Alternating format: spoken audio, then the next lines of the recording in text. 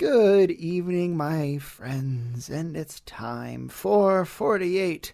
That's right, Lore Lords 48. Now it's the beginning of spooky season, so we here at Lore Lords like to embrace the time of the year and get a little pee pants. Isn't that right, Atlas? Good evening, ladies and ghouls. So here's a fun fact also to throw out there. We've been doing this for over a year. Yeah. I don't know when our year was, but I just either. realized that when I was doing this episode's research, I was like, wait, we did a Halloween episode last year. Yeah. And I know it was not like the first couple episodes. Wait, what? I'm going to look right now to see what was the Phasmo episode, because that was the Halloween episode. Was our Phasmo episode. And it was, it's hard to, I tell people to watch that one because I'm like, if you want to listen to a spooky one, like learn more about ghosts, that's a good one. And they're like, I don't know what that game is. I'm like, don't even worry. It has nothing to do with the game. Yeah, it doesn't, yeah. It just was like the list source. That's the only connection it has. Exactly. Yeah, and that's episode 7. So we were doing it for about a month and a half before that. And we honestly might do a part 2 of that. I might do this month because there's been newer things added to add up for a whole new episode. Yeah. I think the Raiju was like the last thing that we did. And now there's a whole bunch of weird ones. Yeah. But I'm going to try to do for this whole month. So also for the record, the day we're streaming this is the 29th of September. So we haven't actually hit October yet, but I wanted to throw in another week's worth of episodes for horror themed stuff because I love it. Obviously, we do a lot of it here. We've done a lot already. So this one is going to be we're going to hit two notes on this episode. We're going to be hitting 3 notes, kind of. We're going to be hitting internet mysteries. We're going to be hitting cryptid mysteries, and we're going to be hitting true crime. Wow. Okay. All happening in this one episode. This is a good one. This is one I've been wanting to do for a little while, and I'm just gonna start off. Let's get into it. I'm gonna start going through my script and my notes through here. Yes. Also, yes to what you just messaged me. Okay. Okay. So there isn't a lot of stories today that can be considered like folklore or urban legends that are like new, right? Yeah. Like, it's usually things that are very old. And especially in America, we get a lot of them, which I think is why we have so many crazy cryptids in America, because of how multicultural we are as a base. Yeah. I think Like so. things come from everywhere, and if you believe in like hauntings and stuff, like there's people think like different spirits that belong in different parts of the world can be carried over from there to here because of how many immigrants there are. Like the Dybbuk box is a great example where people think there's a Jewish style demon from the Israel area like living in the box. That's a famous haunted thing here. People think they have din or jinn, whatever you want to call it, hauntings here. Right. You know, stuff like that. So we get a lot of mix of different kinds of paranormal activities here. And usually a lot of what comes with that as a side effect is the more these stories get told, the more they get changed, you know, just like word of mouth. Just like that game of telephone as a kid. Exactly. It's we're telephoning urban legends. And in America, it's very easy to do that because people don't understand the culture fully, right? So when their neighbor says something about their like historical ghost, they're going to tell someone else, and that's going to be different because they don't understand the depths of what they're talking about. And it makes things become very wild and different. But yeah, urban legends and folklores are something that really is something I'm into, something that we've talked a lot about in this podcast. But we have one in America specifically. It's around the world, but it really got big in America that started in 2009. Okay. Do I know what this is? You do know what this is. Okay. It made waves of popularity. It spread to the internet like crazy. It became part of reality in shows and movies and games. And then it would take a really unfortunate turn, kind of spilling into the media in a wrong way. Because tonight we're talking about Slender Man. Yeah. That was my first ever stream on Twitch.tv, was me and my friend streaming Slender Man. I remember you saying that. That was the first stream, which we're going to talk a little bit about later because that game was a big part of why it got so popular. Yeah. But yeah, we're going to talk about where Slender Man comes from, what he's about, where he went, because he's kind of not around anymore nowadays, and there's a reason. He still is. There's still things that happen, but he's a lot less prevalent than he was. And so like movies and games keep coming out. You know, there's fan films and theories. And the extremely popular game that you just kind of mentioned called Slender 8 Pages. It was free to download online, so people really knew what it is. But how much do you know about Slender Man, Pat?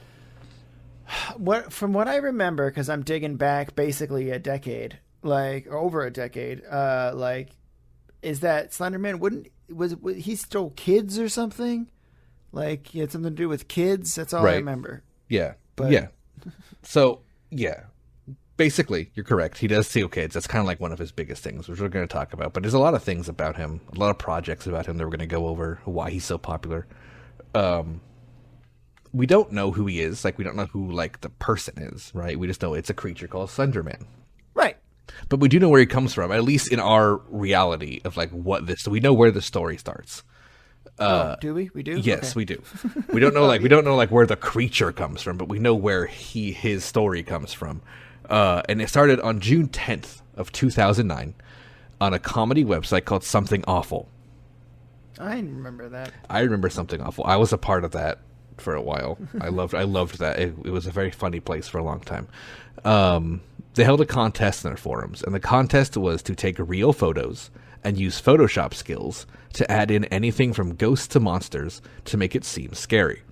And the goal was to then spread these pictures around the internet and make it seem like it's kind of real, like starting a legend. You know? Oh, I probably fell for one of those, and while scrolling on Facebook, being like, "Whoa, look at that!" Yeah, I'm definitely dumb enough. Well, so is most of the world, as we'll find out in this episode. It was intended to make a story that would spread, basically creating a meme. Which, if you don't know what the actual definition of the word meme is, it doesn't come from funny pictures online. What a meme is, in definition, is a piece of a culture that repeats itself so much that it grows into legend, or grows into just like fact almost. Just a repeating idea. That's what meme means. Yeah, that's kind of a good metaphor for modern day memes, though. Yeah, no, it is. It makes sense that they called that, but like that's what it is. Like it just means a repeating idea. So the idea of making something to turn into folklore is also a practice. It's not new. This is called fake lore. And it's basically when you make a story to completely original and then tell it in a manner and spread it in a manner to make it seem like it's some old legend. And a good example of this is the 2012 Apocalypse Mayan calendar. Oh, yeah. Because it was a real object that was found with zero context. People started saying it was going to predict the end of the world. There was no reason for this. There was no evidence behind this. There was nothing. It was all just hearsay. Yeah. And people started talking about it. It just spread out of control. But there was nothing I know people who still wholeheartedly believe in it and still think. And they tell me all the time, they're like, the Mayans are right. The world did end in 2012. We've just been on a slow decline. I'm like, okay, buddy. So okay. That'd be the same as looking at our calendar and being like, oh my gosh, December 31st is the end of the universe. It's the same idea. Like, it's literally the same thing. The calendar just restarts itself. Like, get over yourself. Yeah. But yeah, that has no root in reality, and that's what's considered fake lore. People will also say things like Mothman are fake lore. But the difference with that is it does have a kind of storied past to a point that goes back so many hundreds of years we actually can't confirm that's fake lore. You know what I mean? Right. Sure. But Slender Man is 100% a fake lore topic. Because we know that it was made by a man named Eric Knudsen, who took part in this competition on Something Awful under the screen name Victor Surge. He would submit 2 photos, each with a small description, which was not required by the competition, which made his entry really unique. Both photos were real pictures of children playing that were taken in black and white from the 1980s. And both photos featured a man photoshopped in behind the kids who was very tall and wearing a black suit with a blank white face, and his arms were stretching very long into branch-like tentacles. So these were the first 2 photos of Slender Man. And the first photo had a caption reading, quote, "One of the 2 recovered photographs from Sterling City Library Blaze, notable for being taken the day which 14 children vanished, and for what is referred to as the quote-unquote Slender Man. Deformities cited as film defects by officials.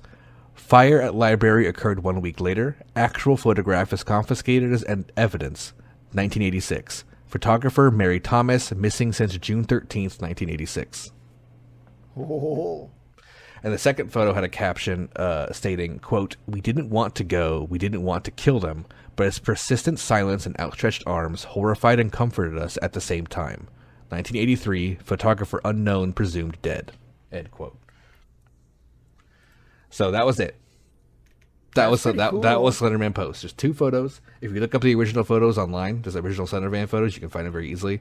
One's like kids in a playground. You see them in the background, like between 2 trees. And the other one is a bunch of kids kind of like running, it looks like. And the one's like really close to the camera, and you see him behind them all. So the quotes that came with the image immediately drew attention to it on the competition. It put it kind of like a level above the others that were just like ghosts, photoshops. Right. And before long, people were posting these photos on other parts of the website, like on other Something Awful posts, like even before it was over, like they were posting it like it was the winner, and it was the winner.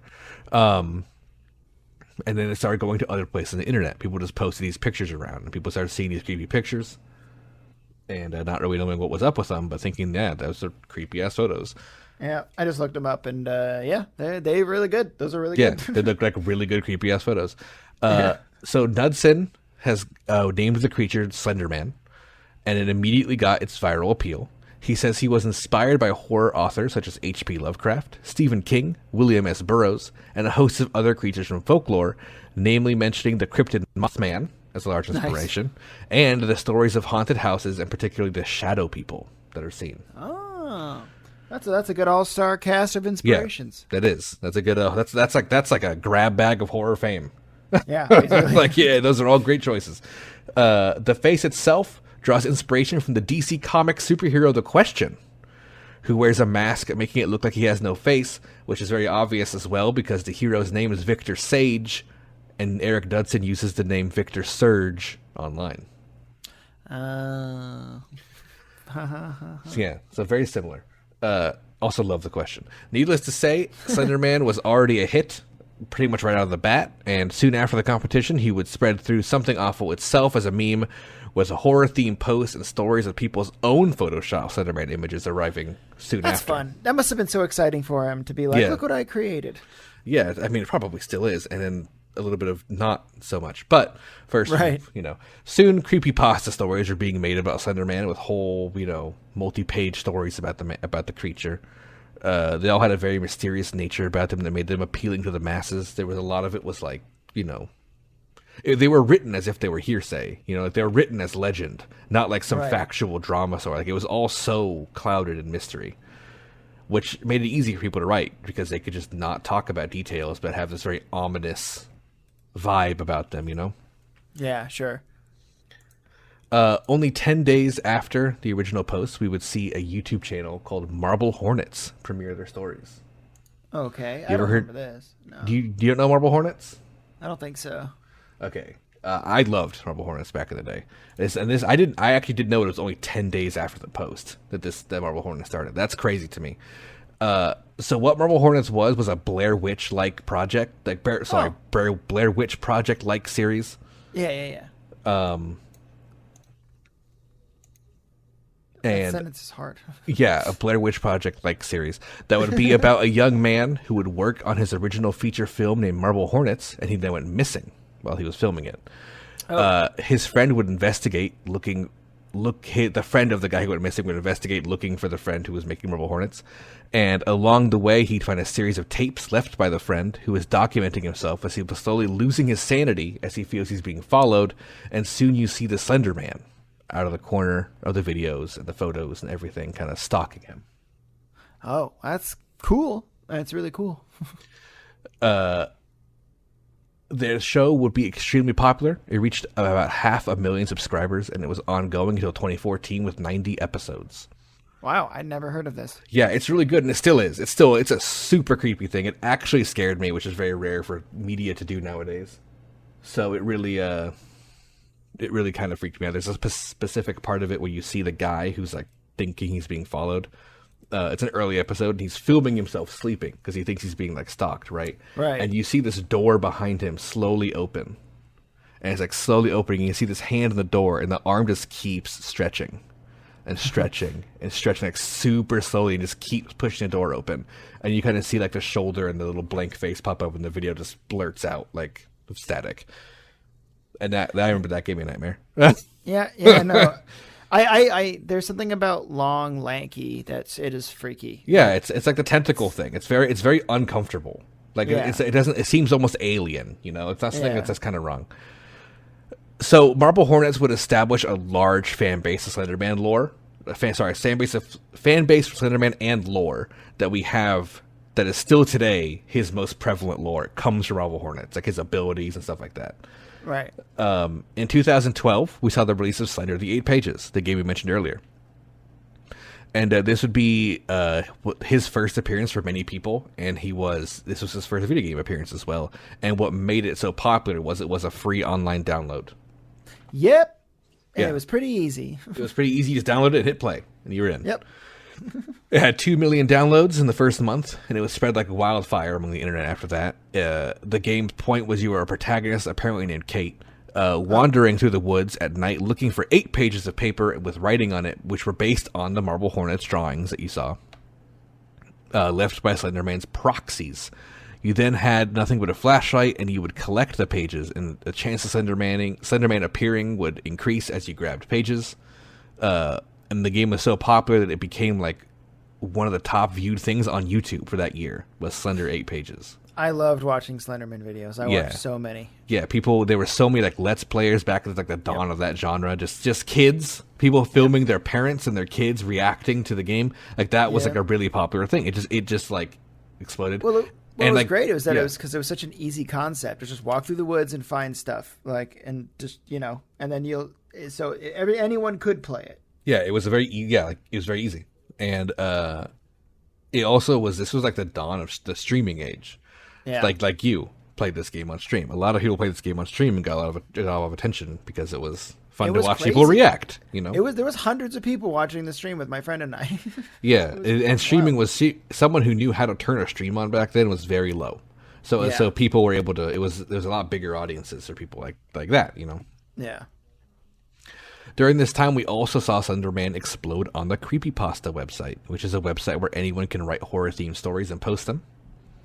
Slender Man stories were common to find and would usually just use the already established abilities and lore seen in other forms of media. We'd see a slew of independent films released as well, such as The Slender Man, which was released online for free after its Kickstart budget of $10,000 was met. This would be followed up by game variants as well, such as Slender Man Shadow, was the game. Slender Man for the iOS. There was a mobile Slender Man game, which basically was the 8 Pages, I believe. Slender 8 Pages got a sequel titled Slender the Arrival.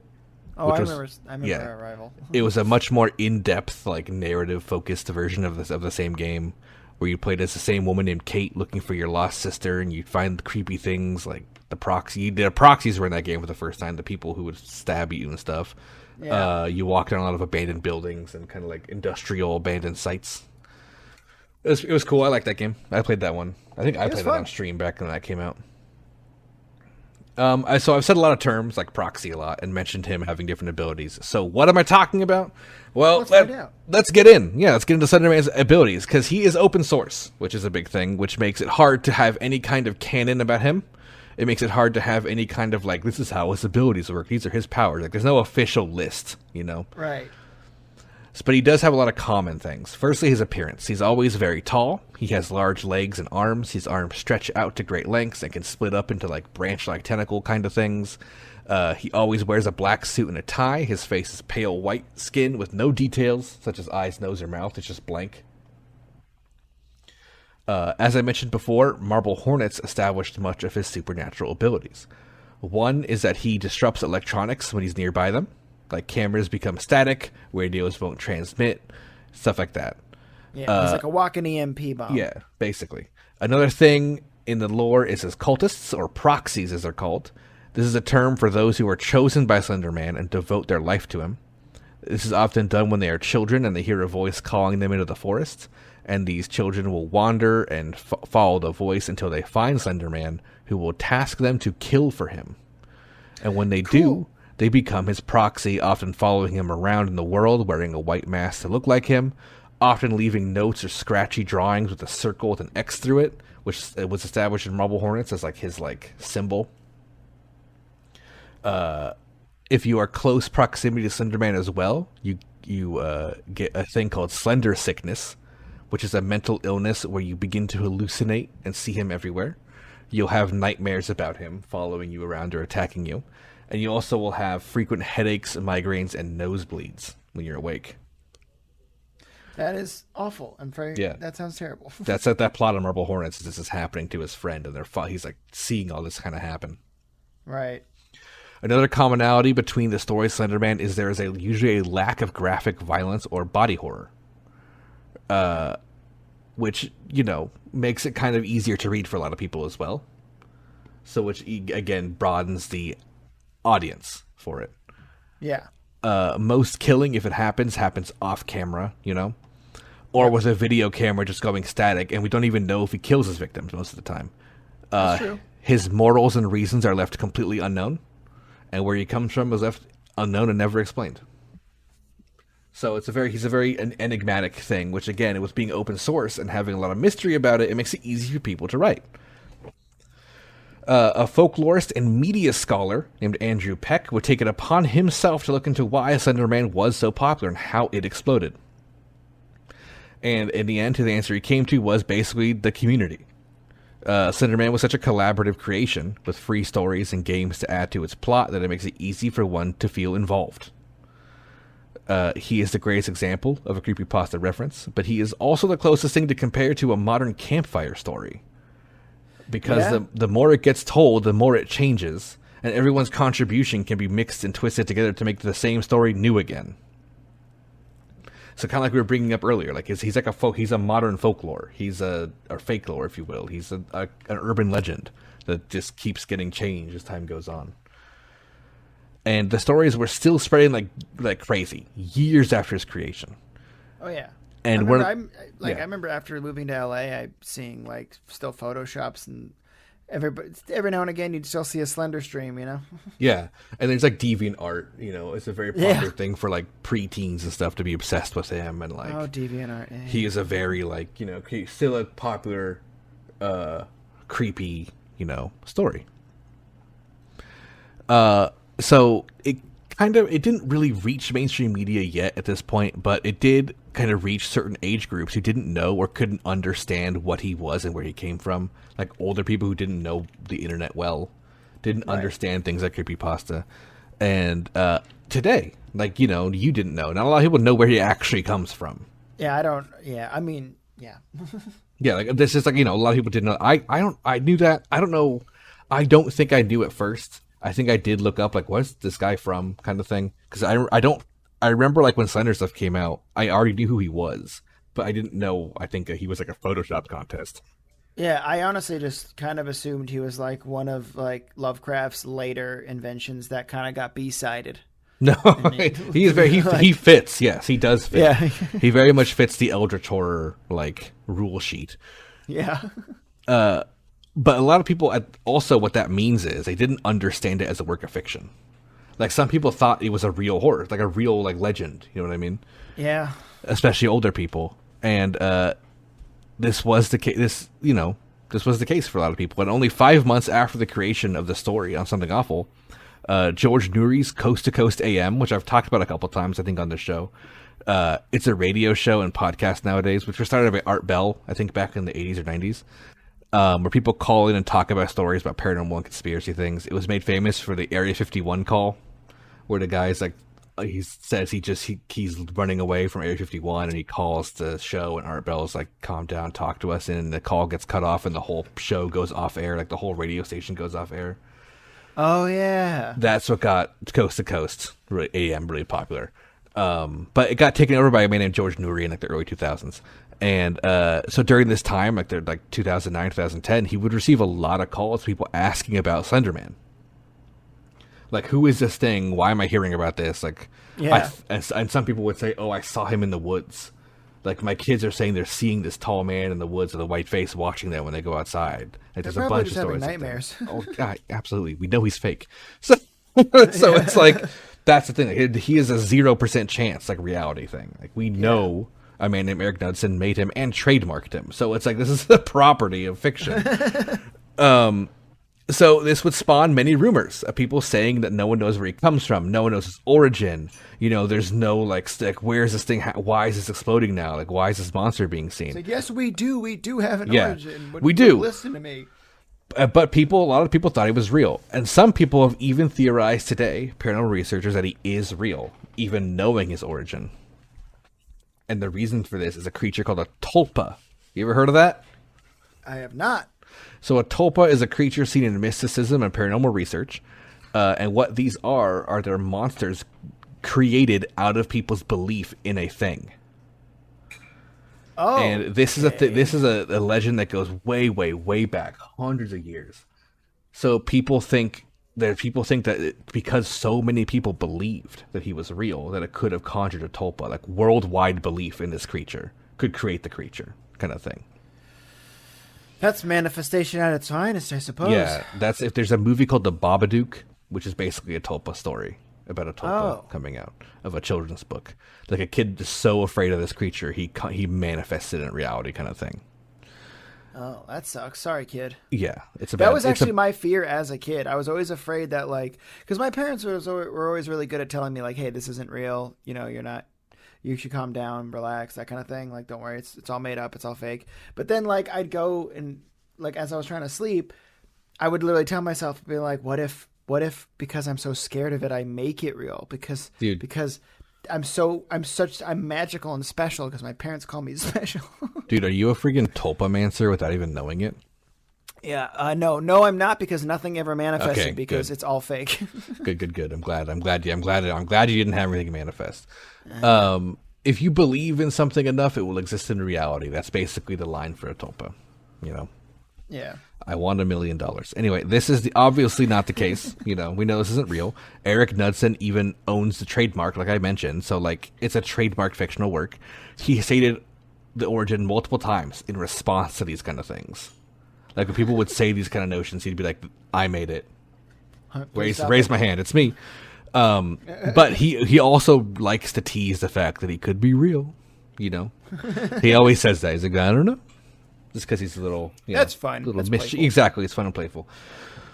Another theory that Peck brought up was that the idea maybe that he was so popular, as to why he's so popular, is that he represents many common anxieties people feel today about living in a digital age, such as the feeling of constant connectedness and an unknown third party observing you.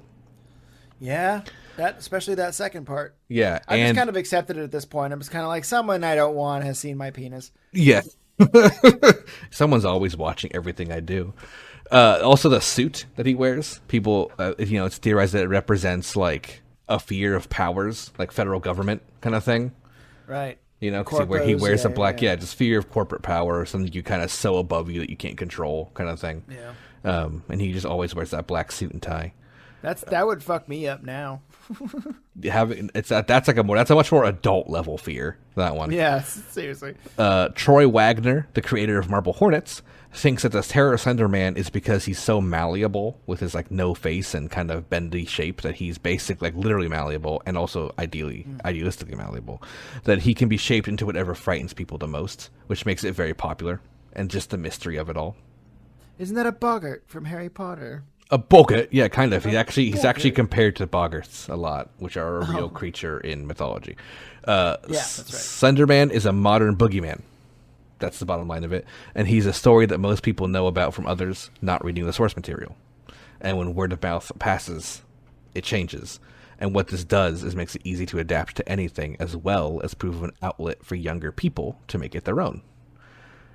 Sometimes too young. Sometimes too into it. There is another side to Slender Man's audience, which is the troubled youth. This is still a thing today. It was much more a thing in the early 2010s, but he is often seen as the passionate Grim Reaper. He takes children away from people, but some kids who are troubled and young see it as a form of rescue and not kidnapping. Yeah. Taking children who seek him out to give them a place, and some children seek this out. People who feel, like they're the outsiders, which is common for kids, because you got to remember, it's not easy being a kid. We all went through horrible times, especially as an early preteen and teenager into this puberty stage. Oh, yeah. And it's easy to forget how hard it was, and it seems trivial to us as adults. Like, you get over it, like, just grow Yeah, up. now and get we over pay it. taxes, and that sucks. Yeah, but you know what I mean. Like, adults look at kids and they're like, get out. Like, high school's not the end of the world, which it's not for anyone listening. High school is not the end of the world. It's the beginning of everything, and it's stupid and needs to be forgotten and ignored. But during that time, it's hard to forget it and ignore it. And it is your world. It is your world, yeah. When you are in high school, it is your world. So the idea of an adult saying, "Oh, this isn't the real world," is kind of fucked up, honestly. Yeah, it makes it worse sometimes. It actually helped me a lot as a kid. It made me. It worked on me when I heard that. It's like, I don't care, because it's all bullshit. In 4 years, I'm not going to care. Kind of thing. Same here. So I just kind of. I didn't have any trauma I have no high school trauma. I never was bullied, and I feel like a lot of that is because people would try things, like, I don't give a shit, and then people stop trying. So. Right. Just you didn't evoke a response, I guess. But Slender Man kind of became this online anti-bullying icon. Like, for the same thing, like a lot of drawings of like Slender Man grabbing kids, like saying like no more bullies kind of thing, like he would rescue you from being traumatized. Yeah, I can see how that could get in the psyche of a kid. Yeah. And a lot of lonely children during their puberty seem to have a connection to Slender Man as if he's like a savior, almost like a father figure. And it goes beyond sometimes the normal teenage edge and angst. And 5 years or so later, after the creation of Slender Man, he made news around the world, and not for good reason. Yep. Which I know, if you know, most of us know about this. So we're going to just go into part 2, which I just called the stabbing. Ugh. Make it blunt about it. Could you make it any more blunt? No, I made it. It's actually pretty sharp. This is going to be the true crime part of this, or it's not too graphic or anything though. No, I'm not going to give it a content warning. Oh yeah. It was May 31st of 2014 in the city of Waukesha, Wisconsin, in the United States of America, where 3 12-year-old girls who were best friends were hanging out for one of their birthdays. Their names are Peyton Leutner, Anissa Wire, and Morgan Geyser.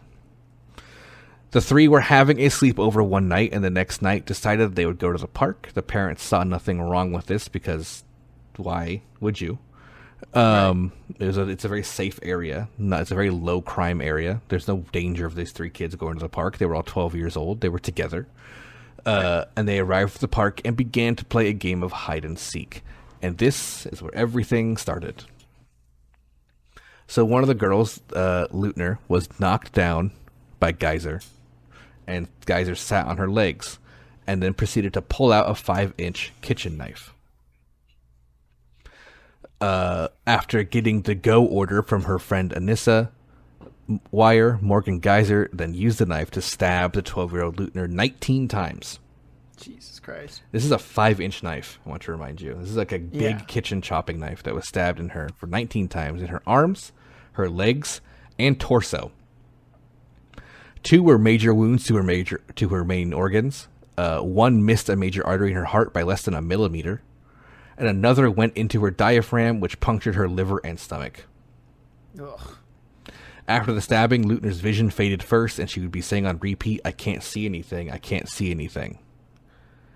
The 2 girls told her to be quiet so she'd lose less blood, and that they would go and look for help. They then ran off with no intention of getting any help for young Leutner, who, incredibly, with her heavily wounded body, just bleeding extremely, was able to crawl and drag herself to a road nearby. And on the road, a cycler was riding by at the time, very luckily, and saw her pulling herself on the road as she was screaming for help. And he had a cell phone on him and was immediately able to call 911, and the ambulance would arrive, rushing her to the hospital. So at this time, the other 2 girls, Geyser and Wire, would be apprehended near Interstate 94 at a place called Steinhafel's furniture store after walking 4.9 miles. They must have been covered in blood, too.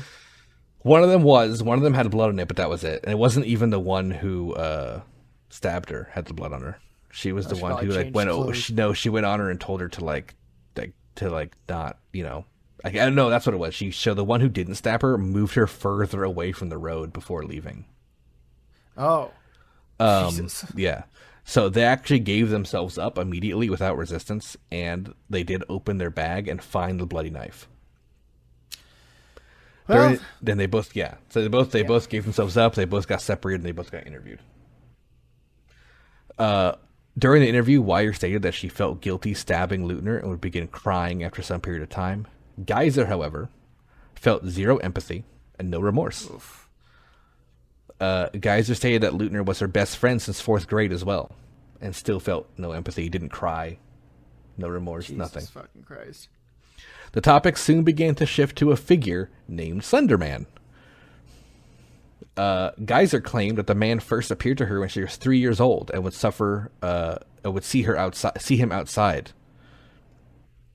And more recently, the man told her that that he would kill Wire's family and her family if they didn't become proxies for Slender Man.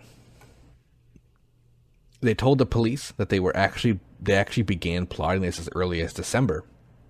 This happened in May, remember? So they were plotting it for about 5 months? Really got to admit, that's not really that intensive a plan for murder. Just let's take her into the woods and stab her. Okay. Yeah. And this would explain they would explain to the investigators during their interviews, what Slender Man is. They didn't know who Slender Man was. So they explained it all to them in detail, and how they learned about him on the Creepypasta Wiki website, and how they wanted to become proxies for Slender Man and what that meant.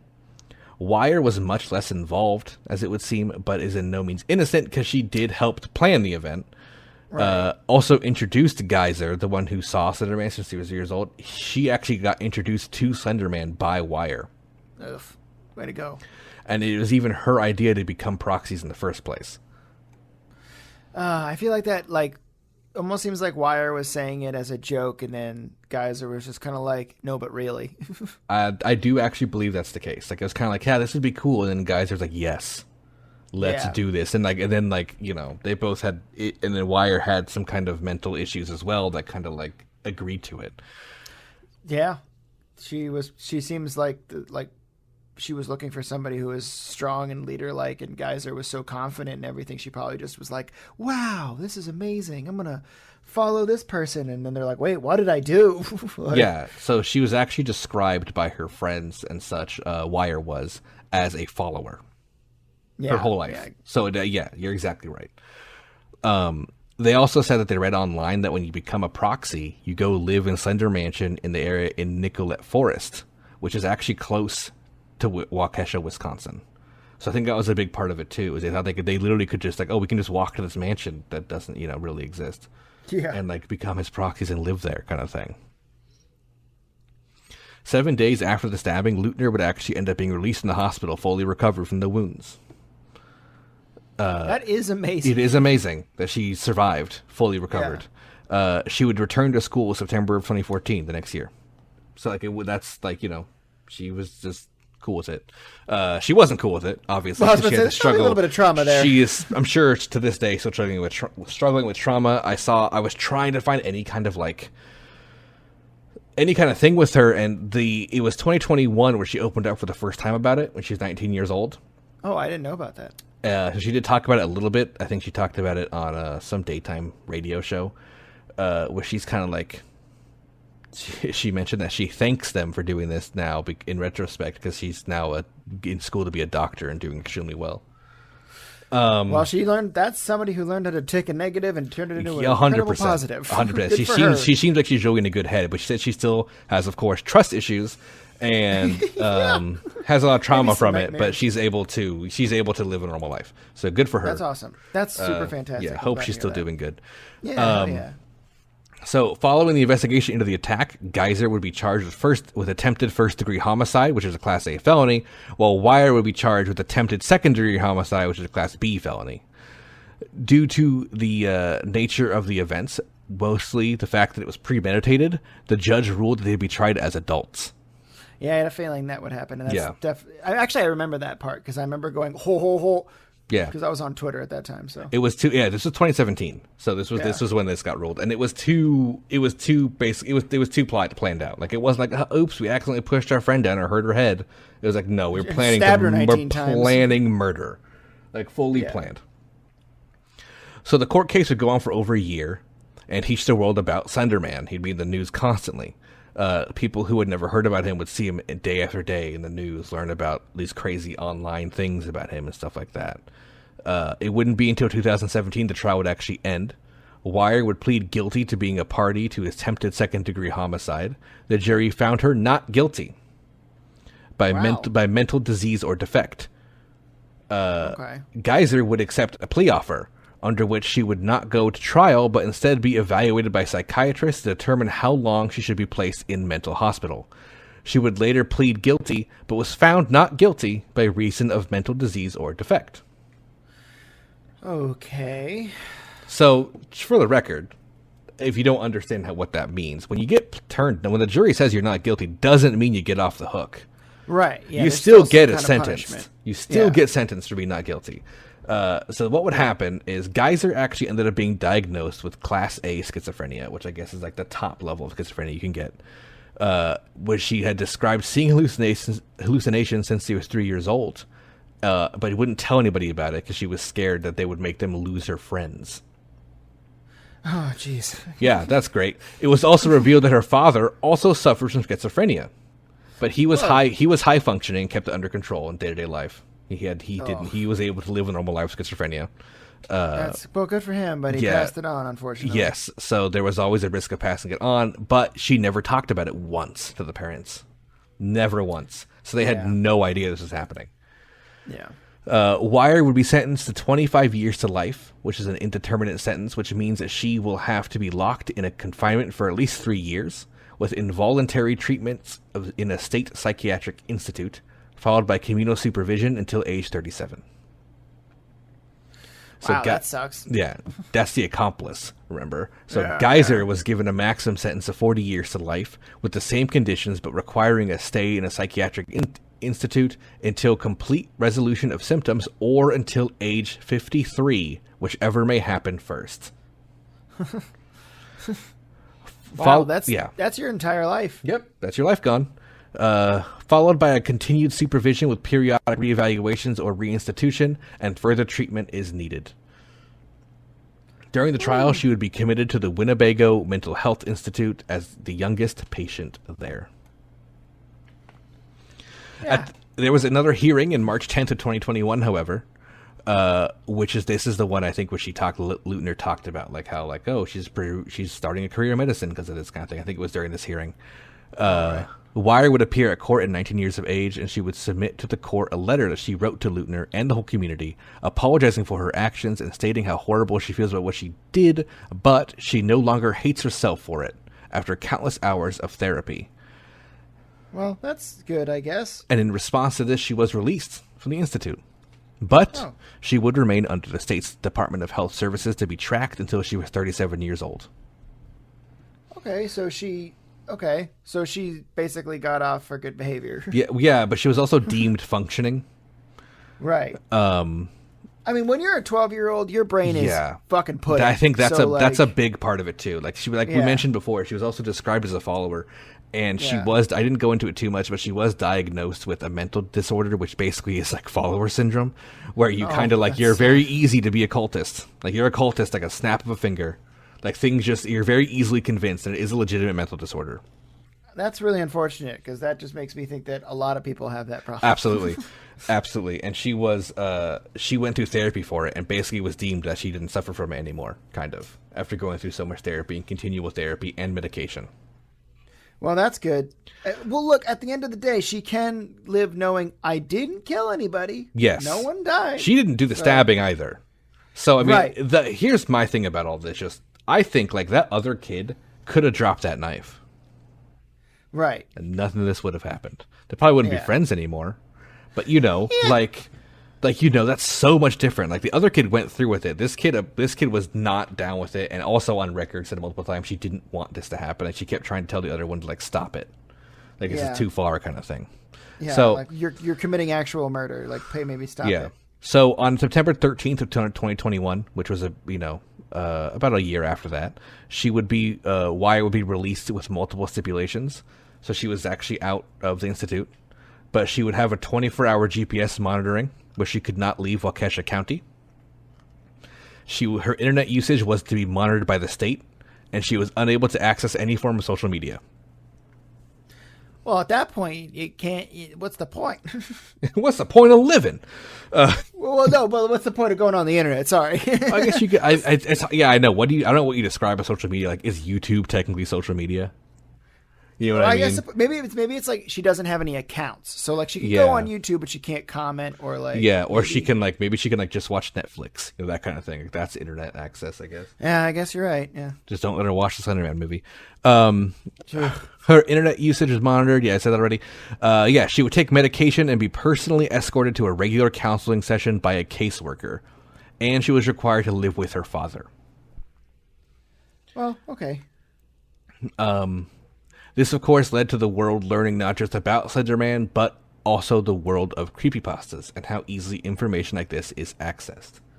Oh, it was this. This is probably why everybody got really scared of the internet for a while. Yes, this kind of brought on a big mainstream media. Yeah, a big like 2010s era like internet fear, and it caused a lot of debate on the topic.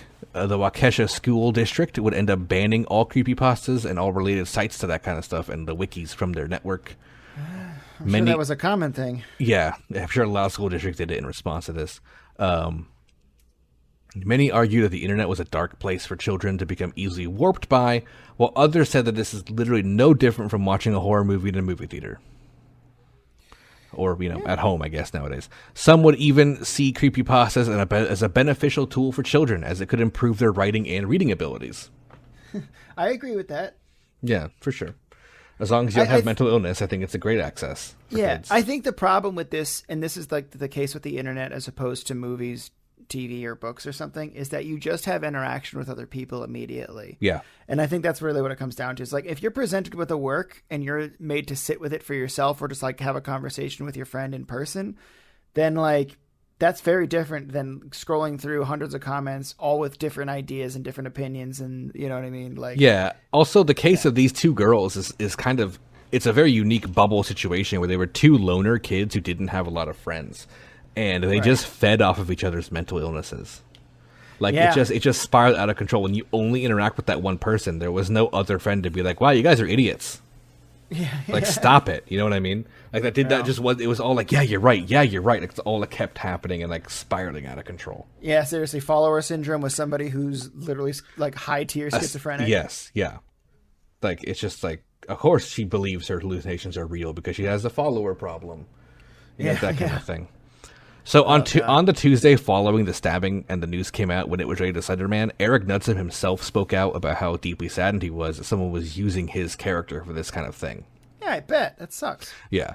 And a 24-hour live stream began on YouTube to raise funds for the victim, Lutner, which was hosted by the Creepypasta Wiki community. Oh. This was mostly due to show that these aren't bad people trying to hurt people and that this was an isolated incident. In 2017, HBO Films released a documentary titled Beware the Slender Man, which I actually watched as part of my research for this episode. Is it good? It's good, yeah. If you want to know more about this case, watch it. It is 2 hours of it. Just super. You get to see the interviews with the police with the girls. You get to see the court, the whole court thing going through it. You don't get to see the end results and sentencing because it ends when they get declared adult trial. That's how far it goes. That's what the year was when they were filming it. That's a pretty good place to end, though. That's brutal. So you don't get to know the sentencing or the appeals or anything because it was made in 2017. But it's a good thing to look at this case and really get to see these girls and see the psychiatrists they talk to. You get to hear their opinions in court and what they think about these kids and their mental disorders. Right. This is actually, though, like a really fantastic case on mental disorders. Oh, 100%. Good on the judge, good on the jury, and good on like the lawyers and stuff like that for really understanding that's like what this was. Because again, this is a really strong case for mental illness. Because this is exactly what was going on with these kids. Especially someone like Wire. Like Wire is yes, someone got stabbed, but she's also a victim to this event, to this other girl who had schizophrenia. And and this Wire girl didn't know she had this like follower like mental disorder, where she just believes people and like is so easily able to feel like she's powerless and needs to be following someone who's strong, and just fell into this. And she seemed like she was kind of fighting it as much as she could the whole time, but she was just too weak-minded in this way because of her disability to to deal with it, you know. So yeah, it's like she had her opinion, which was don't stab friend. Yeah, but friend said stab friend. Yeah, so she was saying well, she was saying don't stab friend, but stronger minded friend was saying need to stab friend. Follow me. So she just followed along. Yeah, basically, which is so sad. It's so miserable. Yeah, and if you want to know more about that, watch Beware the Slender Man. It is free to watch on HBO Max right now. So it's an HBO film, so it'll be there forever. Yeah, it just goes very deep into this case. And if you want to know more about that, check it out. The media ate up the story like crazy. It was fucking everywhere. Many other shows and films feature things about it, like Law and Order Special Victims Unit had an episode called The Glasgowman's Wrath, which would be based on this. You know, Glasgowman was the monster instead of Slender Man because they didn't have the rights for it. Oh, that's a shame. You would have made a lot of money for that. Yeah, for sure. Criminal Minds had an episode titled The Tall Man, which would air in October of 2018. That would be directly based on the events of the stabbing. Lifetime even made a movie called The Terror in the Woods, which would premiere on October 14th in 2018, which was directly based on the stabbing in like every way. They just replaced the names. But it was like 1-to-1 events. Jesus Christ. I wonder how like the people who were involved in that always feel. Probably not great. Especially in this. Like, imagine being the parents of any of these girls and seeing this kind of thing happening. Being like, Jesus Christ. And now people are making crazy money off of it. On March 13th in 2019, a film released on Netflix called Mercy Black, actually, which had, I have not watched it, but it had no ads. There was no trailers and nothing. This film just dropped. And it directly is based on all this events. Just the name Mercy Black was replaced instead of Slender Man. And they would, the story is that two pre-schizophrenic girls attempt to murder their friend, believing that a spirit named Mercy Black will offer a gift in return. That's the summary, like the premise thing. So, yeah, familiar enough. Yeah, God. I mean, like, I have no problems with turning real life tragedy into art to, like, for commodity's sake. I don't like make money. Yeah. That's fine. It's just like just make one good one and like make one good one. Yeah, it doesn't need to be repeated this much. Like, it's crazy. Yeah. At that point, it's like awkward, and I hate it. Yeah, it's and it's like hearing this story like told over and over again. It just never stops coming back, and it's insane. So the aftermath of the stabbing had a couple different effects. This caused Marble Hornets' YouTube show to end immediately. It wasn't like ready to end. They had the ending episodes filmed. They just dropped them. They put them both out immediately. Oh, okay. Because they're like, we don't want to seem like they were the opposite. They were kind of like you. Like, we don't want to seem like we're making something about this. So like, we're ending this now. Like, we don't want to be seen like we're profiting off of this. Yeah. And then in 2015, kind of like as a way to like wrap up a lot of that stuff, Marble Hornets movie actually released, which I've never seen, but I don't know about that. They made a movie about it. And this would kind of be the end of Slender Man's innocence as an obscure internet folk legend, because it entered reality as an urban legend that many people today still believe is real, and like just like this event just shook that name forever. Like you can't, I'm sure you're the same way, can't associate Slender Man without associating this stabbing that happened. Yeah, basically. And then when you, all the headlines literally just said the Slender Man stabbing, and I went, what? Yeah, and then when you know the backstory to Slender Man, it's just kind of like, wow, it was fiction made so believable that it was able to warp two young girls' minds into like causing such a terrible thing. Like, it's just crazy. Again, again, that's like that thing with kids. Is like kids' brains are pudding. They're it's like. It's a hard thing to do. Yeah, it did bring a lot of people together afterwards, kind of. Like, a lot of, like, communities kind of outreached to, like, hey, we need to help bring awareness to mental illness. Creepypasta still does a big mental illness awareness, like, month thing. A lot of discussions about age gating or regulating these kind of sites was brought up. Like, at least, saying, are you 13 or over before going into the website kind of thing for the first time. I think that's good. Yeah. I do think that stuff's important. Yeah. I mean, you know what I mean? At the end of the day, like, it comes down to the parents and guardians to make sure to set these boundaries and to keep an eye on their fucking kids. Yeah. But it's nice when people, like, make an effort to be like, hey, you really shouldn't be here. Yes. Like, yeah. And it's just like, because these are really dark topics or really dark things that maybe your pudding brain shouldn't be reading yet. And it triggered it did trigger a lot of mental illness awareness, but it also triggered some mental illness within people who were living outside the fringes of society generally and had a lot of problems themselves, because this wouldn't be the only Slender Man stabbing. I actually didn't know that. On June 5th of 2014, a woman in Hamilton County, Ohio, called the police after coming home from work because she was attacked with a knife when she arrived home, and the assailant was the woman's 13-year-old daughter, who, according to the mother, greeted her with a knife in hand, wearing a blank white face mask to look like a proxy of Slender Man. God damn it. Yeah, that's another reason not to have kids. Yeah. They'll become proxies of Slender. The daughter was known to have a history of mental illness and was said to have a recent obsession with Slender Man that the mother thought, was harmless. The mother would sustain wounds to the face, neck, and back, but would survive. That's good. And that's the only other stabbing of Slender Man. But there was another event, because later that same year, a woman woke up in bed with her 9-year-old son beside her to a fire in their home in Port Richey, Florida. And they would find out that the fire was started by the woman's 14-year-old daughter, who began the blaze by lighting a bleach and rum-soaked sheet on fire in their home, and then leaving the building. The girl admitted she had been reading the legends of Slender Man and eventually expressed remorse for setting the blaze, even texting her mother the same day if everyone was okay. Hey, I fucked up and lit a fire. Is everyone all right? Yeah, basically. That's like if when I had friends over when I was 14 and I wasn't supposed to. You know what I mean? Oops, all arson. Yeah. God damn it. So yeah, the mania that was caused by the news of the stabbing would die down in a few years. Nowadays, I don't really hear about it anymore. But the legend of Slender Man is pretty much forever tainted. Yeah, unfortunately. But it hasn't stopped movies, films, games, and stuff from doing it. It's still around.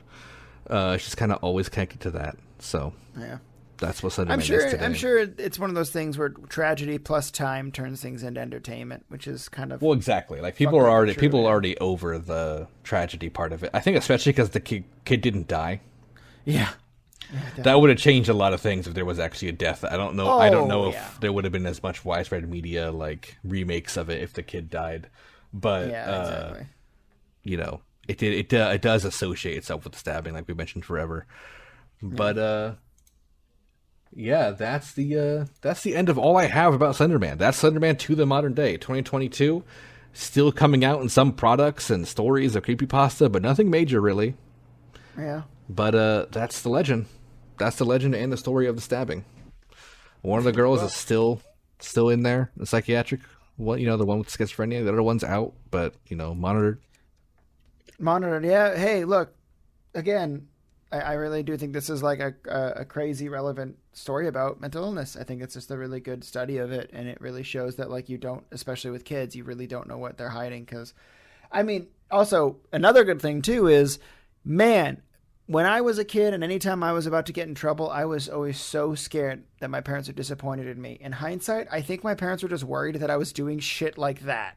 And then when I was just kind of like, oh, you just skateboarded in the garage with friends that, don't do that. Don't do that. Yeah. But, it's better than stabbing your friend for Slender Man, Yeah, exactly. So it's good. It's a good way to measure your own mistakes as a child. It's oh, you know what? I didn't fuck up that bad. Yeah. And it's funny watching that documentary and hearing the parents talk about the kids. And it's just kind of I feel bad for the father specifically of Wire, the girl who was the more accomplice role. Yeah. He's just we gave her an iPad 1 year for Christmas. And Jesus, that's not, but you and can't. she stopped hanging out with the family because he would spend hours upstairs on her iPad instead. And she wouldn't have the thing was we had a door open policy in the home, so she always was able to be this is Slender Man, he's kind of cool, kind of thing, And I'd be okay, it's weird, but whatever.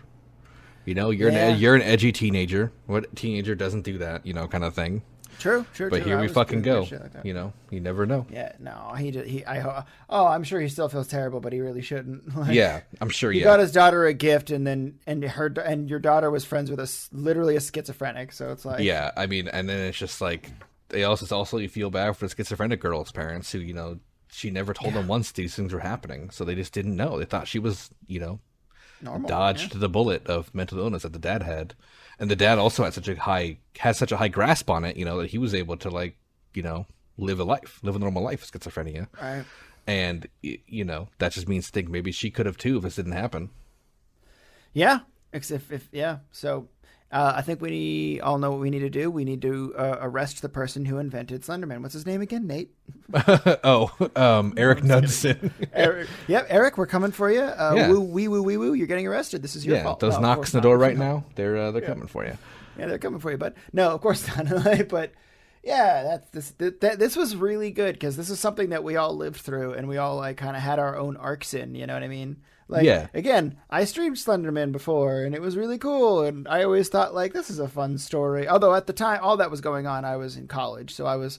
My pudding brain was much more solidified at that point. Yes, we were adults during this, and I still like Slender Man because I think he's a cool monster. I love monsters, and he's I love the suit and the no face. Something I didn't mention also, by the way, if you do get attacked by Slender Man or he's following you around, apparently... one of the canonical ways to get rid of him is just give him $20. Give me $20. Give me $20. Yeah, give me 20. That was so funny. Yeah, apparently you can do that. He just wants $20 bill. I want to leave you alone. Give me $20. All right, guys. Well, that's the end. That's the end of Lords for today, episode 48. I hope you had a good time watching. Stay tuned for next week's episode, where we're going to have a lot more spooky happenings.